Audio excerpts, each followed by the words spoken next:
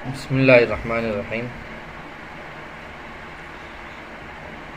آج ہم جانیں گے علم صرف کے بارے میں کہ علم صرف کس کو کہا جاتا ہے۔ تو علم صرف اس علم کو کہا جاتا ہے جس میں ایک کلمہ سے دوسرا کلمہ بنانے کا طریقہ معلوم ہو۔ ایک کلمہ سے دوسرا کلمہ بنانے کا طریقہ معلوم ہو، اس کو علم صرف کہا جاتا ہے۔ جیسے مثال کے طور پہ ایک کلمہ ہے ضربہ، یہ واحد مذکر غائب کا صیغہ ہے، فعل ماضی کا۔ اب اس سے تثنیہ کا صیغہ بنانا ہے تو کیسے بنایا جائے گا؟ تو ضربہ کے اخیر میں الف لگا دیں گے، جو ضمیر ہے، جو تثنیہ کی ضمیر کی علامت ہے، یا کہہ لیجیے تثنیہ کی ضمیر ہے، ضمیر مرفوع ہے، تو اس کو اخیر میں لگا دیں گے، واحد مذکر غائب کے اخیر میں لگا دیں گے، تثنیہ کا صیغہ بن جائے گا۔ واحد مذکر غائب کے اخیر میں لگا دیں گے تو تثنیہ کا صیغہ بن جائے گا۔ تو علم صرف میں یہی بتلایا جاتا ہے کہ ایک کلمہ سے دوسرا کلمہ کیسے بنایا جائے، یہ طریقہ بتلایا جاتا ہے علم صرف میں۔ تو ایک کلمے سے دوسرا کلمہ بنانے کا طریقہ معلوم ہوتا ہے، کہاں؟ علم صرف میں۔ جس طرح آپ نے پڑھا تھا کہ علم نحو کا موضوع ہوتا ہے، تو اسی طرح علم صرف کا بھی موضوع ہوتا ہے۔ یعنی علم صرف میں موضوع میں نے سمجھایا تھا کہ موضوع کس کو کہا جاتا ہے۔ موضوع اس کو کہا جاتا ہے جس سے کسی علم میں بحث کی جاتی ہے، یا جس چیز سے بحث کی جاتی ہے اس کو موضوع کہا جاتا ہے۔ کسی علم کا اگر موضوع ہے تو مطلب یہ ہے کہ اس علم میں کس چیز سے بحث کی جائے گی، یہ مطلب ہوتا ہے کسی علم کے موضوع کا۔ تو علم صرف کا موضوع کیا ہے؟ یعنی علم صرف میں کس چیز سے بحث کی جائے گی، کس چیز سے بحث کی جاتی ہے۔ تو علم صرف میں کلمے سے بحث کی جاتی ہے، لیکن یہاں جو ہے کلمے سے بحث کی جاتی ہے صرف کے اعتبار سے، تصریف کے اعتبار سے، یعنی گرداننے کے اعتبار سے۔ یعنی اس اعتبار سے، کلمے سے اس اعتبار سے بحث کی جاتی ہے کہ اگر مثال کے طور پہ کلمہ ہے، اگر وہ کلمہ اسم ہے تو کس کس اسم کی گردان آئے گی، کس کس اسم سے گردان ہوگی، یہ اس اعتبار سے بحث کی جائے گی۔ اسی طرح فعل ہے تو فعل میں جو ہے کتنے افعال کے گردان ہوں گے، کتنے افعال کے گردان نہیں ہوں گے۔ اسی طرح کن افعال سے معروف آئے گا، کن افعال سے مجہول آئے گا، مجہول کی گردان آئے گی، کن افعال سے گردان آئے گی، کن افعال سے گردان نہیں آئے گی، اس سے بحث کی جاتی ہے۔ تو علم صرف کا موضوع ہے کلمہ گرداننے کے اعتبار سے، تصریف کے اعتبار سے، گرداننے کے اعتبار سے۔ اس کو سمجھ لیجیے اچھے سے کہ علم نحو کا بھی موضوع آپ نے پڑھا ہے کلمہ۔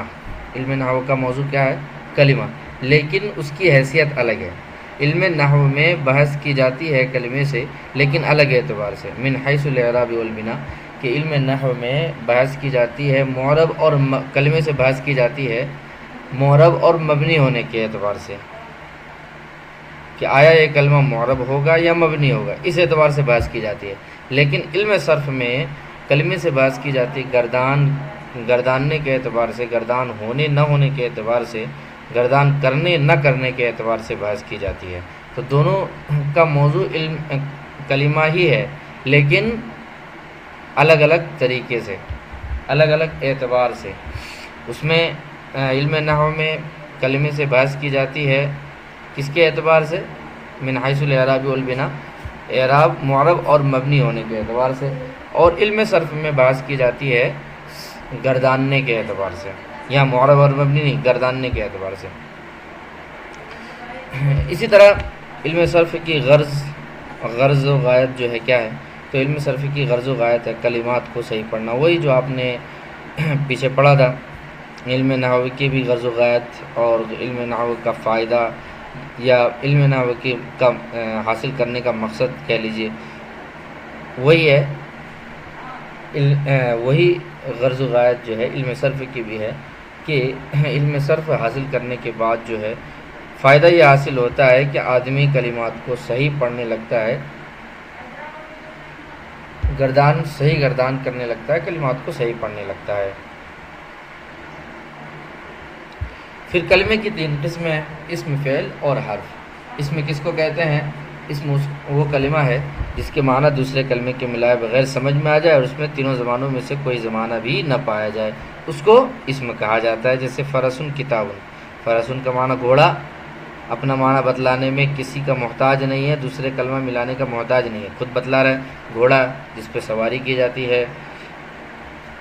اسی طرح کتاب، کتابن، کتاب کا معنی ایسی چیز جس سے پڑھا جاتا ہے، جسے پڑھا جاتا ہے، تو پڑھنے کی ایک چیز ہے، اس کو کتاب کہا جاتا ہے۔ تو یہ اپنا معنی بتلانے میں کسی کلمے کا محتاج نہیں ہے، نیز اس میں جو ہے تینوں زمانوں میں سے کوئی زمانہ بھی نہیں پایا جاتا ہے۔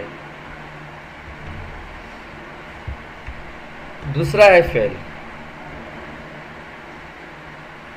دوسری قسم ہے کلمے کی فعل۔ فعل کس کو کہتے ہیں؟ فعل بھی وہ کلمہ ہے جو اپنا معنی بتلانے میں دوسرے کا محتاج نہ ہو، لیکن اس میں تینوں زمانوں میں سے کوئی زمانہ پایا جاتا ہو۔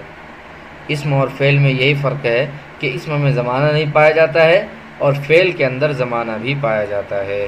جیسے مثال کے طور پہ کتبہ، کتبہ کا معنی ہے لکھا اس نے گزشتہ زمانے میں۔ تو دیکھیے کتبہ ایک یہ جو ہے کلمہ ہے، اپنا معنی بتلانے میں دوسرے کا محتاج نہیں ہے، پلس اس میں زمانہ بھی پایا جا رہا ہے، تو اس کو فعل کہیں گے۔ اسی طرح یکتب، یکتب کا معنی لکھتا ہے وہ فی الحال یا لکھے گا وہ آئندہ زمانے میں۔ یکتب یہ ایک کلمہ ہے، یہ اپنا معنی بتلانے میں دوسرے کلمے کا محتاج نہیں ہے اور اس میں تینوں زمانوں میں سے ایک یا دو زمانہ پایا جاتا ہے، اس لیے یہ فعل ہے، یکتب فعل ہے۔ جی حرف، حرف اس کو کہتے ہیں جو اپنا معنی ہی نہ بتلاتا ہو، جب اپنا معنی ہی نہیں بتلاتا، یعنی اپنا معنی بتلانے میں دوسرے کلمے کا محتاج ہو، بذات خود اپنا معنی نہ بتلاتا ہو، اپنا معنی بتلانے میں جو ہے دوسرے کلمے کا محتاج ہو۔ جیسے من کا معنی ابتدا ہوتا ہے، ابتدا اسی وقت سمجھ میں آئے گی جب اس کے ساتھ ایک اسم آئے گا، وہ اسم جس سے ابتدا کی جا رہی ہے جہاں، تو وہ اسم جب اس کے ساتھ آئے گا تو ہی اس کا معنی سمجھ میں آئے گا۔ اسی طرح الہ کا ایک معنی انتہا، اس کا معنی اسی وقت سمجھ میں آئے گا جب اس کے ساتھ ایک اسم لگ کر آئے گا۔ تو حرف اس کو کہتے ہیں جو اپنا معنی بتلانے میں دوسرے کلمے کا محتاج ہو، خود بخود اپنا معنی نہ بتلاتا ہو، جب تک اس کے ساتھ دوسرا کلمہ نہ ملایا جائے اس کا معنی سمجھ میں نہ آتا ہو۔ فعل میں ایک بات کہہ رہے ہیں فائدہ، فعل میں گردان بہت زیادہ ہوتی ہے، اسم میں اس سے کم ہوتی ہے اور حرف میں بالکل نہیں ہوتی۔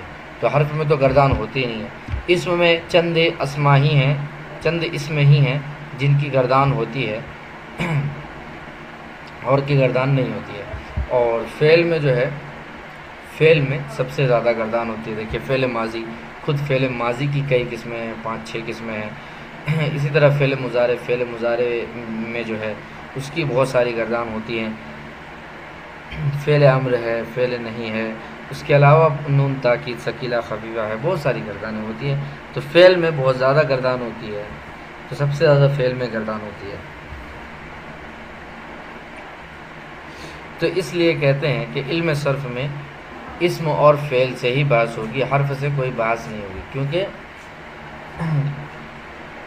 حرف سے کوئی بحث نہیں ہوگی اس لیے کہ حرف میں گردان نہیں ہوتی ہے۔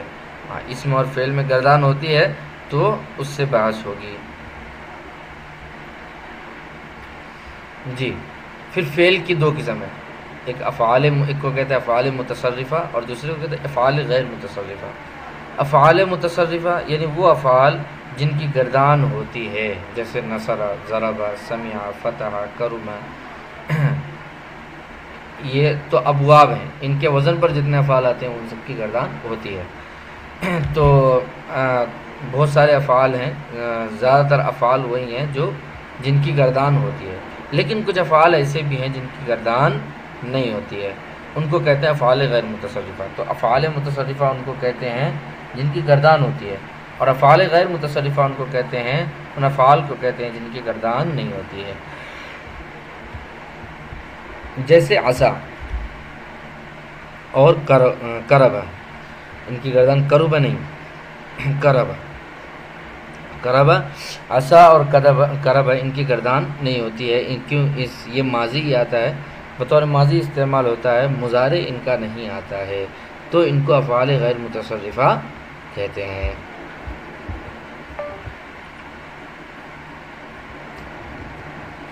اسی طرح فعل کی دو قسم ہیں، ایک فعل لازم اور دوسرا فعل متعدی۔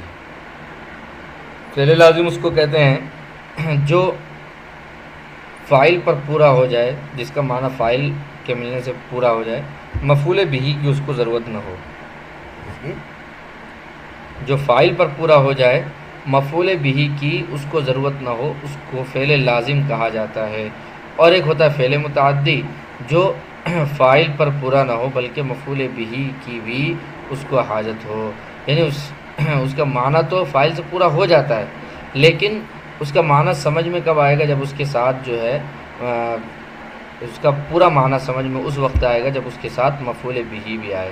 تو خلاصہ یہ کہ فعل لازم اس کو کہتے ہیں جو فاعل پر پورا ہو جائے اور مفعول بہ کہ اس کو حاجت نہ ہو، یعنی مفعول بہ اس کا نہیں آتا، یوں کہہ لیجئے کہ مفعول بہ اس کا نہیں آتا۔ اسی کو کہا کہ فعل لازم سے فعل مجہول بھی نہیں آتا ہے اور اس میں مفعول بھی نہیں آتا ہے۔ اور فعل متعدی اس کو کہتے ہیں جو فاعل پر پورا نہ ہو بلکہ اس کو مفعول بہ کی بھی ضرورت ہو، اس لیے اس سے جو ہے فعل مجہول بھی آتا ہے، فعل متعدی سے فعل مجہول بھی آتا ہے اور اس کا مفعول بہ بھی آتا ہے۔ فعل لازم جیسے جلس زید، زید بیٹھا، اب یہاں مفعول بہ کی اس کو حاجت ہی نہیں ہے، ضرورت ہی نہیں ہے، زید بیٹھا، سیدھی بات ختم ہو گئی، یہاں پر مفعول بہ کی اس کو ضرورت نہیں ہے۔ اسی طرح فعل متعدی کی مثال جیسے اکل زید خبزا، زید نے روٹی کھائی، تو میں اگر کہوں اکل زید، زید نے کھایا، تو سوال ہوگا کہ کیا کھایا؟